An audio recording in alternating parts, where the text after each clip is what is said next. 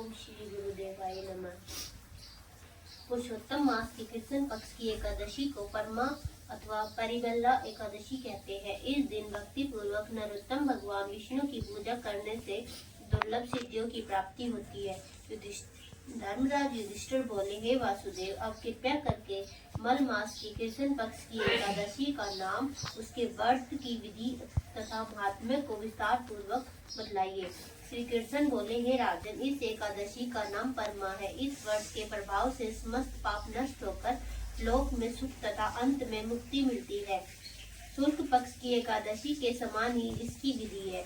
नरोत्तम भगवान की भक्ति पूर्वक पूजन इस एकादशी में करना चाहिए। इस बारे में एक मनोहर कथा जो कंपाल्य नाम नगर में हुई है, मैं तुमसे कहता हूँ। कंपाल्य नामक रमणीय नगर में सुमेधा नाम का एक अत्यंत धर्मात्मा ब्राह्मण रहता था। इसकी स्त्री भी अत्यंत पतिव्रता थी, परंतु दुर्भाग्यवश वे अत्यंत दरिद्र थे। अनेक मनुष्यों से भिक्षा मांगने पर भी उनको भिक्षा नहीं मिलती थी। इस कारण भली प्रकार से भोजन, वस्त्र और रहने का स्थान तक नहीं था। पति सहित अत्यंत कठिनता से जीवन निर्वाह किया करती थी। कई दिनों तक भी उपवास करना पड़ता था, परंतु उसकी पतिव्रता स्त्री स्वयं भूखी रहकर भी अतिथि सत्कार अवश्य करती और अपने मुख पर कभी मलिनता तक न आने देती। साथ ही अपने पति से कभी किसी वस्तु की याचना तक न करती। भूख और गरीबी के कारण उसका शरीर दिन प्रतिदिन दुर्बल होता जाता था। अपनी स्त्री के दुर्बल शरीर घर में अन्न का प्रभाव देखकर सुमेधा ब्राह्मण एक दिन अपनी स्त्री से कहने लगा, हे प्रिय, यदि मैं किसी श्रेष्ठ मनुष्य से धन मांगता हूँ तो मुझको कोई कुछ देता नहीं। मैं क्या करूँ, कहाँ जाऊँ? बिना धन के घर के कार्य सिद्ध नहीं होते। अतः मुझको विदेश जाने की आज्ञा दो, जिससे मैं कुछ धन प्राप्त कर सकूं। मुझे कुछ प्रयत्न तो करना ही चाहिए, क्योंकि बिना उद्यम दुख भरे वचन सुनकर ब्राह्मणी विनीत भाव से बोली, हे स्वामी, यद्यपि मैं कोई विद्वान पंडित नहीं, फिर भी आपकी आज्ञा से कुछ करना चाहती हूँ। पूर्व जन्म में जो मनुष्य विद्या, धन और भूमि दान करते हैं, उन्हें ही इस जन्म में विद्या, धन और भूमि मिलती है। यदि कोई पूर्व जन्म में दान नहीं करता तो भगवान उसे केवल अन्न ही देते हैं। मैं आपका वियोग नहीं कर सकती। पति रहित स्त्री की संसार में माता पिता, भ्राता, ससुर तथा संबंधी आदि सभी निंदा करते हैं, इसलिए आपको यहीं पर रहना चाहिए। अपनी स्त्री के ऐसे वचन सुनकर वह ब्राह्मण परदेश नहीं गया और कंपाल्य नगरी में पधारे। उनको आता देखकर सुमेधा तथा उसकी पत्नी ने ऋषि कौटिल्य को प्रणाम किया और कहा, हमारा जीवन आपके दर्शन मात्र से ही सफल हुआ। तथा उनको अपने घर लाकर आसन तथा भोजन दिया। भोजन के पश्चात उस पतिव्रता स्त्री ने मुनि से पूछा, हे मुनि, आप मुझे दरिद्रता का नाश करने का उपाय बताइए। मैंने अपने पति को परदेश में धन कमाने जाने से रोका है। मेरे भाग्य से आप आ गए हैं। मुझे पूर्ण विश्वास है कि अब हमारी दरिद्रता दूर हो जाएगी। आप हमें दरिद्रता मिटाने वाले किसी व्रत के बारे में बतलाइए।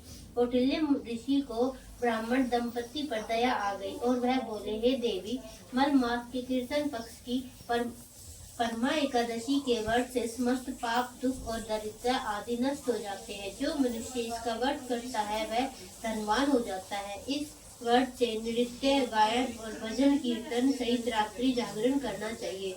कुबेर को महादेव जी ने इस व्रत के कारण धनाधिपति बना दिया था। इस व्रत के प्रभाव से सत्यवादी राजा हरिश्चंद्र को पुत्र, स्त्री और राज्य प्राप्त हुआ था। तत्पश्चात मुनि ने उनको एकादशी के व्रत की समस्त विधि बतलाई। मुनि ने व्रत का विधान बतलाने के बाद कहा, हे ब्राह्मणी, पंचरात्रि व्रत इससे भी अधिक उत्तम है। परमा एकादशी के दिन प्रातःकाल नित्य कर्म से निवृत्त होकर विधि पूर्वक पंचरात्रि व्रत आरंभ किया जाता है। जो मनुष्य 5 दिन तक निर्जल व्रत करते हैं, वे अपने माता पिता और स्त्री सहित सर्वलोक को जाते हैं। जो 5 दिन तक संध्या को केवल एक समय भोजन करते हैं, वे स्वर्ग को जाते हैं। जो मनुष्य स्नान करके 5 दिन ब्राह्मणों को भोजन कराते हैं, उन्हें समस्त संसार को भोजन कराने का फल मिलता है। इस व्रत में जो घोड़े का दान करता है, उन्हें तीनों लोग दान करने का फल मिलता है। जो मनुष्य उत्तम ब्राह्मण को तिल सहित दान करते हैं, वे तिल की संख्या के बराबर विष्णु लोक में रहते हैं। जो घी का पात्र दान करते हैं वे सूर्य लोक को जाते हैं। जो 5 दिन तक ब्रह्मचार्य पूर्वक रहते हैं वे देवांगनों के साथ स्वर्ग में भोग करते हैं। हे पवित्रे, तुम अपने पति के साथ इस व्रत को करो, इससे तुम्हारे पर्याप्त धन और सिद्धि प्राप्त होगी और अंत में पति सहित स्वर्ग को जाओगी। कौटिल्य मुनि के कहे अनुसार ब्राह्मण दंपति ने 5 दिन पर परमा एकादशी का व्रत किया। व्रत समाप्त होने पर उसने देखा कि एक राजकुमार अपने सेवकों सहित उसके सामने खड़े हैं। राजकुमार ने ब्रह्मा से एक सुंदर नवीन मकान जो कि सब वस्तुओं से सजा हुआ था रहने के लिए उन्हें दिया। साथ ही राजकुमार आजीविका के लिए एक ग्राम देकर अपने महल को चले गए। वे दोनों इस व्रत के प्रभाव से अपनी संतानों सहित अनंत सुख भोगकर अंत में स्वर्गलोक को प्राप्त हुए। जो मनुष्य परमा एकादशी का व्रत करते हैं उसे समस्त तीर्थों में दान आदि का फल मिलता है।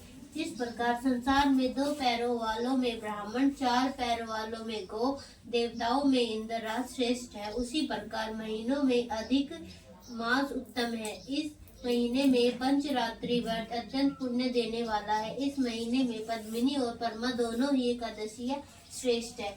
उनके व्रत से समस्त पाप क्षीण हो जाते हैं। दुर्लभ मनुष्य को भी कम से कम एक व्रत अवश्य करना चाहिए। जो मनुष्य अधिक मास, स्नान तथा एकादशी को व्रत नहीं करते उन्हें आत्मघात का पाप लगता है। यह मनुष्य योनि बड़े पुण्य से मिलती है, इसलिए मनुष्य को सभी एकादशियों के व्रत अवश्य करने चाहिए। इस संवाद का उपसंहार करते हुए भगवान श्री कृष्ण ने कहा कि हे धर्मराज युधिष्ठिर, जो आपने मुझसे पूछा था सो मैंने आपको बता दिया। अब आप इसका व्रत भक्ति पूर्वक कीजिए। जो मनुष्य अधिक मास की एकादशी तथा शिवरात्रि का व्रत करते हैं वे स्वर्ग में इंद्र के समान भोगों को भोगते हुए तीनों लोक में वंदित होकर विष्णु को प्राप्त होते हैं। ओम नमः शिवाय।